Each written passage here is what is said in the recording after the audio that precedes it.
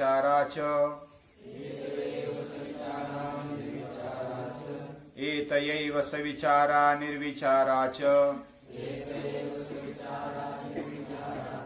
सूक्ष्म विषया व्याख्याता सूक्ष्म विषया व्याख्याता एतयैव सविचारा निर्विचारा च सूक्ष्म विषया व्याख्याता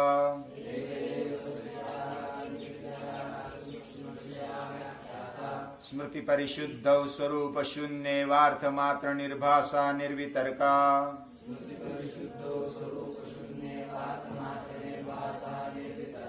स्मृति परिशुद्धौ स्वरूप शून्येवार्थ मात्र निर्भासा निर्वितर्का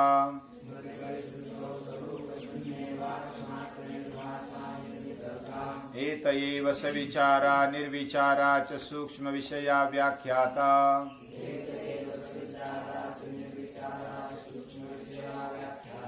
एतयैव सविचारा च निर्विचारा च सूक्ष्म विषया व्याख्याता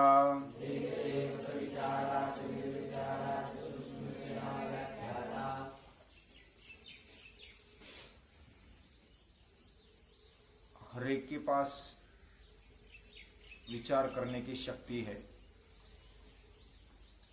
स्थूल बातें तो हम आंखों से इंद्रियों से देख पाते हैं। जैसे कोई भी पदार्थ है, शंख है, मोबाइल है, शाल है या तो किताबें है, यह पूरी सृष्टि, वृक्ष, वेली, जो भी व्यक्ति, वस्तु, पदार्थ सब हम देख पाते हैं इंद्रियों से। लेकिन विचार कर पाते हैं अंतःकरण से, मन बुद्धि से। इंद्रियों की लेवल स्थूल जगह पर, स्थूल लेवल पर है और बुद्धि की लेवल वह सूक्ष्म लेवल पर है। यानी स्थूलता से हम सूक्ष्मता की तरफ जाते हैं तो और गहरा उसमें चले जाते हैं। स्थूलता में ऊपर ऊपर का ज्ञान मिलता है, लेकिन सूक्ष्मता में घुसेंगे तो गहरा ज्ञान मिल जाता है। स्थूल बातों पर विचार करते करते जब हम एकाग्र बन जाते हैं, इंद्रियों के विषय, इंद्रियों के साथ मन और पूरा ग्रहिता यानी आत्मशक्ति, ये सब एकरूप होकर हम विषय भोग भी भोगते हैं और मुक्ति की तरफ जाने का मार्ग भी उसी से मिलता है। ये हमारे शास्त्रकारों ने कहा। और स्थूल बातों से जब हम सूक्ष्म बातों तक जाते हैं तो उसमें ज्ञान भी गहरा है और शक्ति भी गहरी है। यानी स्थूलता से सूक्ष्म में ज्यादा शक्ति है। जितना भी सूक्ष्मता में हम जाएंगे उतनी शक्ति ज्यादा दिखेगी। वो प्रकट करने की ताकत, उसको हैंडल करने की ताकत वो सूक्ष्मता में ज्यादा है। मन इंद्रियों को और शरीर को चलाता है, ये मन की ताकत है। बुद्धि की ताकत उससे भी ज्यादा है, वो मन को भी ड्राइव करती है, दिशा दे देती है। और बुद्धि से भी ज्यादा ताकत वो आत्मशक्ति में है। हमारे अंदर जो चैतन्य है उसमें सबसे बढ़िया ताकत है। वही ताकत परमात्मा की है, वही ताकत ईश्वर की है। लेकिन मैं बताना चाहता हूं कि विचार करने की ताकत मनुष्य में है। और जब स्थूल वस्तु को लेकर वह शब्द, अर्थ और ज्ञान में समन्वय करते हुए उसमें एकरूप हो जाता है तो वो सवितर्क समाधि, संप्रज्ञात, उसको अच्छी तरह से वो जान भी लेता है और तद्रूप बन जाता है। उस स्थूलता के ऊपर से अगर सूक्ष्मता की तरफ चली गई, वही समाधि, यानी स्थूल जो विषय थे उसको भूलकर उसमें ही एकाग्र हो गए, तो वो निर्वितर्क हो गई। यानी वही स्थूल विषयों को जब हम पहले शब्द के द्वारा, अर्थ के द्वारा, ज्ञान के द्वारा समझ लेते हैं और उसमें एक रूप होते हैं, तो वह सवितर्क है। और उधर से फिर अभ्यास करते करते इतना डीप में चले गए कि उसका शब्द, अर्थ, ज्ञान अपने जगह पर रह जाते हैं। ध्याता और ध्यान, उनका अनुसंधान छूट जाता है और केवल ध्येय रूप बन जाते हैं। जैसा हमने उदाहरण देखा था, पिक्चर देखते देखते हम जो भी हीरो है उसको, उसके साथ एक रूप बन गए।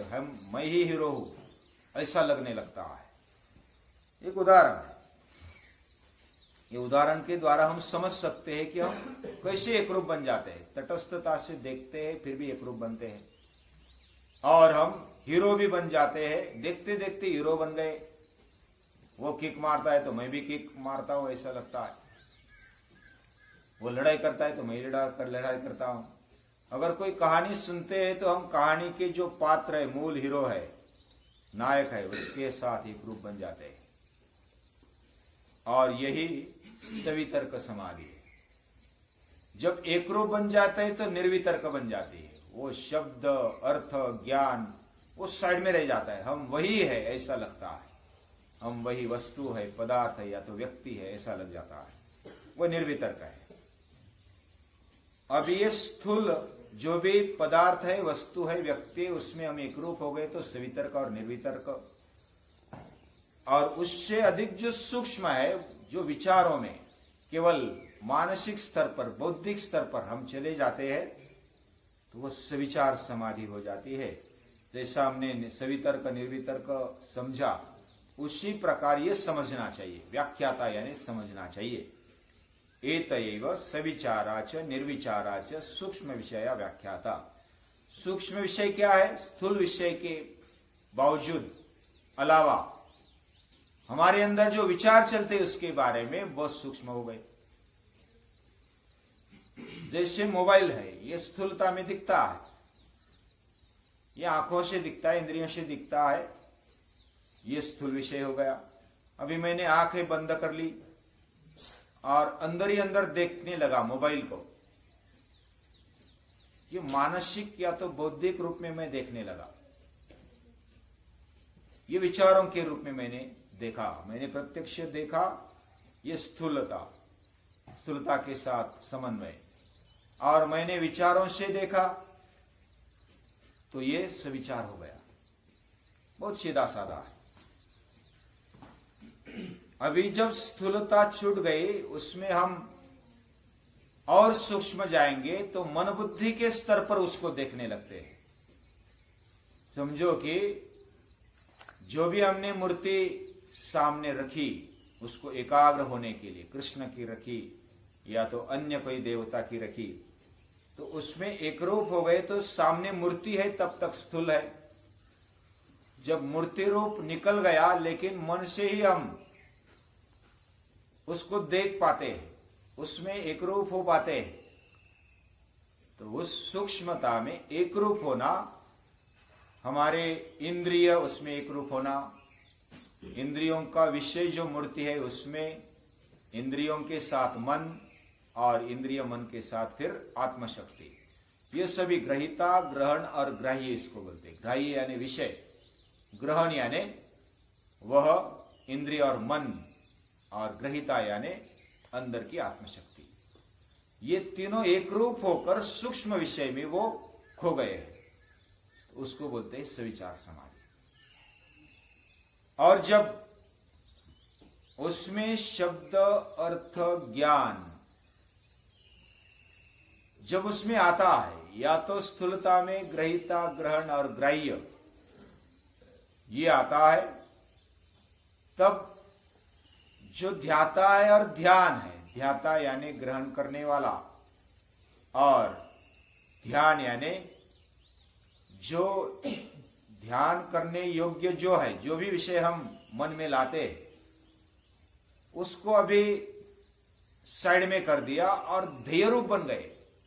यानी जो भी विचार कर रहे थे, जैसे पिक्चर में जैसा ऊपर हमने उदाहरण देखा, पहले उदाहरण देखा, वैसा ही जब विचारों की स्थिति में हम एकरूप हो जाते हैं तो बिना विचार के ही हम उस ध्येय रूप बन गए। जैसे उदाहरण के रूप में अगर मैं कोई महापुरुष का चिंतन करता हूं, हाँ, महापुरुष का चिंतन करते करते समझो कि कृष्ण का मैं चिंतन करता हूं, कृष्ण अवतार है, कृष्ण के बारे में मैं चिंतन करता हूं, मन से ही उस मूर्ति को खड़ा किया है और उसके साथ मैं खेल रहा हूं, उठ रहा हूं, चल रहा हूं, बातें कर रहा हूं और उसमें एक रूप हो गया तो हो गया सविचार समाधि। और जब मेरा मन कृष्ण का ही आकार ले लेता है कि मैं ही कृष्ण और मैं ही घूम रहा हूं, मैं ही सभी क्रियाएं कर रहा हूं, मैं ही विचार कर रहा हूं, मैं कृष्ण बनकर कर रहा हूं, ये जो कृष्ण रूप बन गया यानी कि देह रूप बन गया, उसका और बाकी विचारों का संबंध नहीं रहा, उस मूर्ति का संबंध नहीं रहा, वो काल्पनिक मूर्ति मानसिक मूर्ति का संबंध नहीं रहा, अभी मूर्ति रूप बन गया, वो देह रूप बन गया। ऐसा अगर मन बुद्धि की अवस्था होती है तो वो निर्विचार अवस्था हो जाती है, विचार उसमें से निकल जाते हैं और तद्रूप बन जाते हैं। और इधर क्या है, जब ध्यान होता है, ध्यान हम जबरदस्ती करते हैं और जब ध्यान करते करते उसमें निरंतरता आ जाए, समझो कि कृष्ण मूर्ति का ध्यान किया, मानसिक कृष्ण मूर्ति खड़ी की, काल्पनिक खड़ी की और उसके साथ एक रूप हो गए और खेलने लगे तो वो सविचार समाधि हो गई। और उसी सविचार समाधि में चलते चलते हम मूर्ति रूप बन जाते हैं, वो कृष्ण रूप बन जाते हैं, उसमें से विचार निकल गए, पूरी समाधि लग गई। ध्यान की निरंतरता के साथ साथ हम समाधि में चले गए। समाधि यानी तद्रूप होना, स्मृति परिशुद्ध, स्मृति को परिशुद्ध करते करते करते स्वरूप शून्य, स्वरूप शून्य सा हमारा मन और बुद्धि अंतःकरण बन गया। और जब स्वरूप शून्य बन गया तो अर्थरूप रह गया, अर्थरूप रहा, इसका मतलब वो ध्येय रूप बन गया, वो कृष्ण रूप बन गया। जैसे कोई हीरो रूप बन गया, वैसे आदर्श मूर्ति रखते हुए मूर्ति रूप का जब तक चिंतन करते थे तब से विचार थी। जब मूर्ति ही हम बन गए, जब वो कृष्ण ही हम बन गए, यानी हमारा मन हमारी बुद्धि पूरा अंतःकरण आत्मशक्ति के साथ ग्रहिता ग्रहण ग्राह्य वो एक रूप बन जाते हैं। कोई विचार नहीं, कोई बाकी का चिंतन, मैं अलग हूं ऐसा भी भाव नहीं, वो तद्रूप बन गया। ये जो अवस्था है वह निर्विचार अवस्था माननी चाहिए। और ये सूक्ष्म विषय व्याख्याता, ये सूक्ष्म विषय घुसते घुसते हम वहां तक पहुंच जाते हैं। ये सबीज समाधि यानी अंदर संस्कार है और उस संस्कारों के साथ साथ हम चल रहे हैं। इसकी भी बहुत बड़ी ताकत है। हम एकाग्र होते, स्वामी विवेकानंद कहते हैं मन एकाग्र करने की ताकत इतनी बड़ी है कि हम कुछ भी कर पाते हैं। ये इतनी मन की ताकत है। मन अगर एक पदार्थ पर एकाग्र कर दिया तो पदार्थ के बारे में पूरा ज्ञान हो जाएगा।